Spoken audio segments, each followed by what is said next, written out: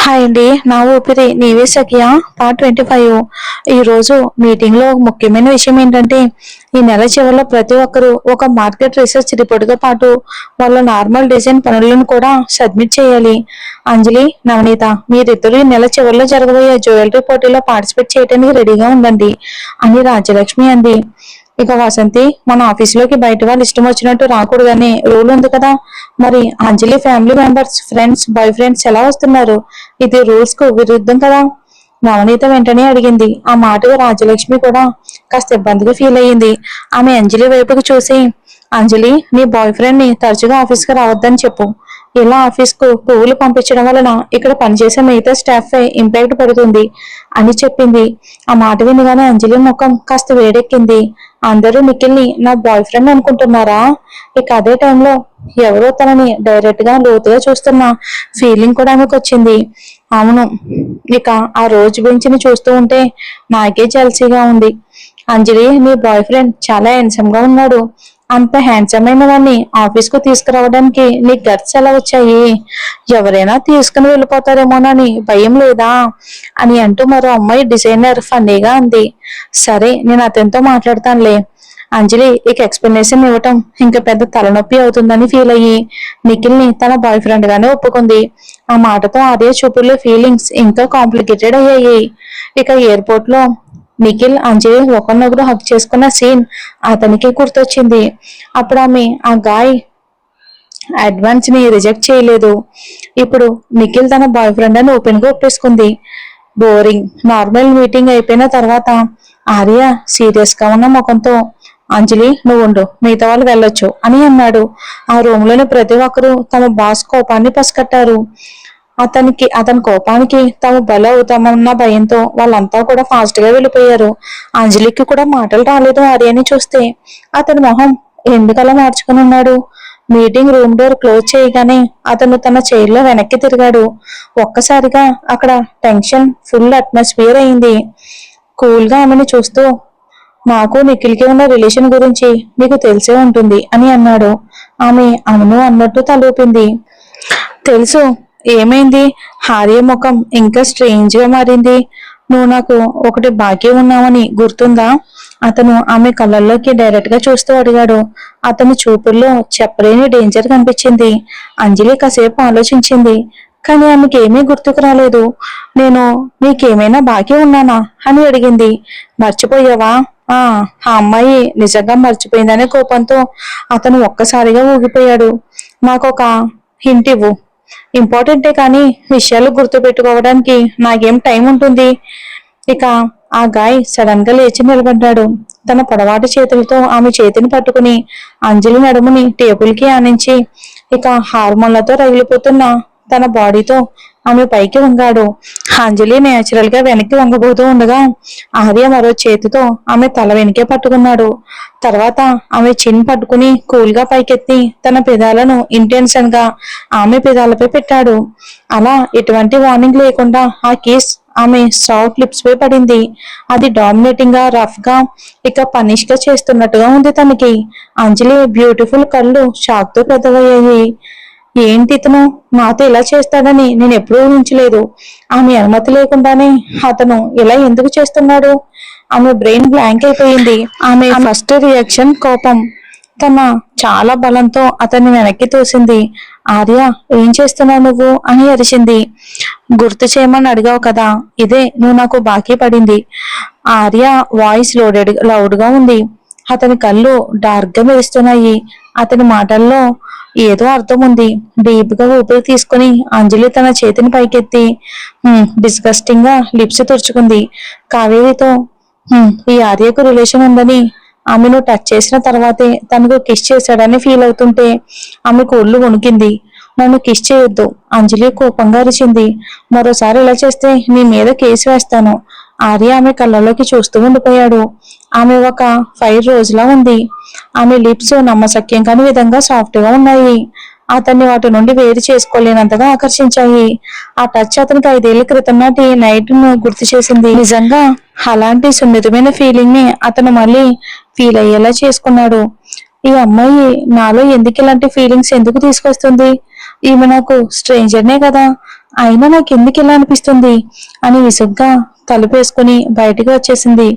అంజలి, ఛీ, నన్ను ముద్దు పెట్టుకుంటాడా, ఛీ, ఎంత ధైర్యం వాడికి. ఆఫీస్కి తిరిగి వచ్చాక ఆమెకు అకస్మాత్తుగా హాస్పిటల్లో జరిగిన విషయం మళ్ళీ గుర్తొచ్చింది. అతను తనను కాపాడినప్పుడు తను అతనికి థ్యాంక్ యూ చెప్పాలి అనుకుంది. కానీ అతను బదులుగా నువ్వు నాకు ఒకటి బాకీ పడతావు అని అన్నాడు. అంటే ఆ బాకీ ముద్దేనా? చి, ఇకపై ఎవరికైనా ఏమైనా బాకీ పడొచ్చు గాని ఈ మనిషికి మాత్రం ఏది బాకీ పడకూడదు, చాలా ప్రమాదం.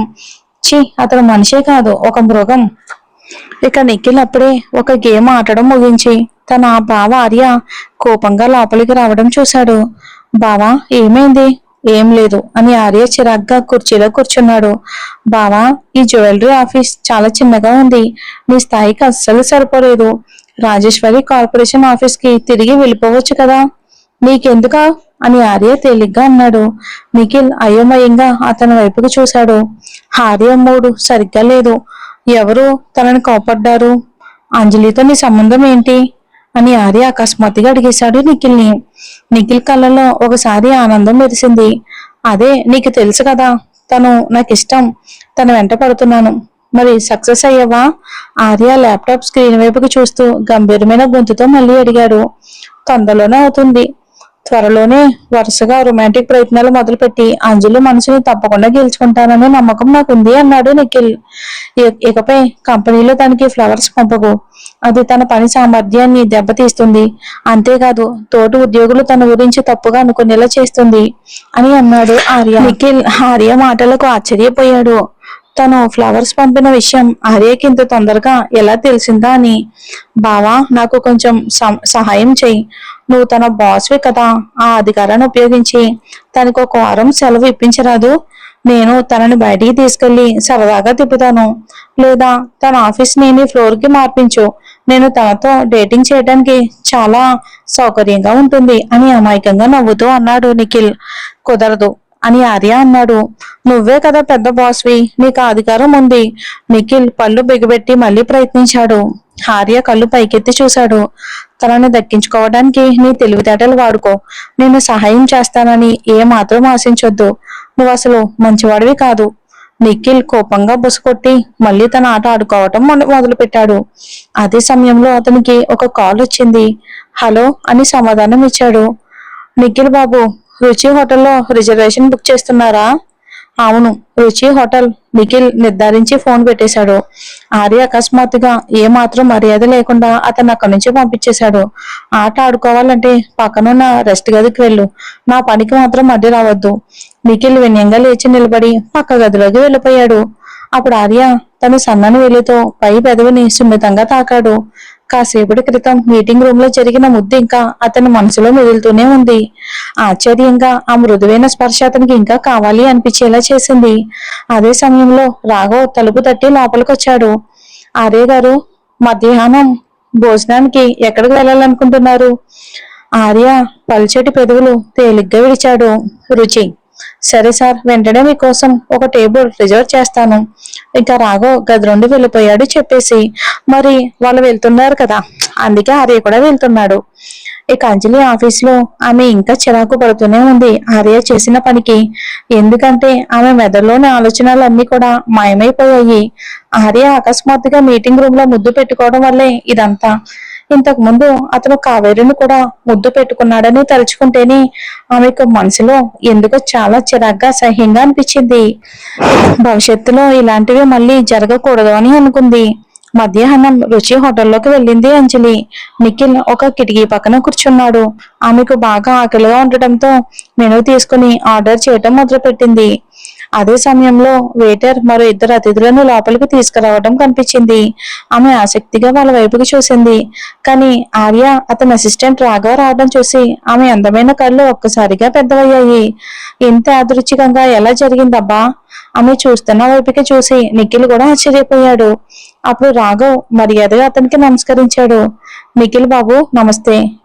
మీరేంటి ఇక్కడ తింటున్నారు? మాతో కలుస్తారా? నిఖిల్ వెంటనే లేచి నిలబడి ఆర్య రాఘవ్ వైపుకు నడిచాడు. అవసరం లేదు, మాకు మాట్లాడుకోవాల్సిన పనులున్నాయి. ఆర్య నిరాకరించాడు. తమ కోసం రిజర్వ్ చేసిన టేబుల్ వైపుకు నడిచాడు. కానీ అతను అంజలికి ఎదురుగా ఉండేలా చూసుకుని కూర్చున్నాడు ఆర్య. నిఖిల్ కూడా తన ప్రేయసిని ప్రసన్నం చేసుకునే పనిలో బిజీగా ఉన్నాడు కాబట్టి వెంటనే తన సీట్ కి తిరిగి వచ్చాడు. ఇక అంజలి తన అన్లక్కిని తనలో తానే తిట్టుకుంటూ మెను వైపుకు చూసింది. ఎంత కర్మరా బాబు, ఎక్కడికి వెళ్ళిన ఈ ఆర్య తగులుకున్నాడేంటి? తల పైకెత్తి ఆమె చూపు నిఖిల్ని దాటి ఎదురుగా ఉన్న టేబుల్ దగ్గర ఒక కప్పు టీ తాగుతున్న వ్యక్తి మీద పడింది. ఆ అంత చిక్కని కళ్ళని చూడగానే అంజలి కళ్ళల్లోని వెలుగు వచ్చింది. కాసేపటి క్రితం మీటింగ్ లో ఆ మనిషి తనతో ప్రవర్తించిన తీరు గుర్తొచ్చి ఆమెకు మరింత కోపం పెరిగిపోయింది.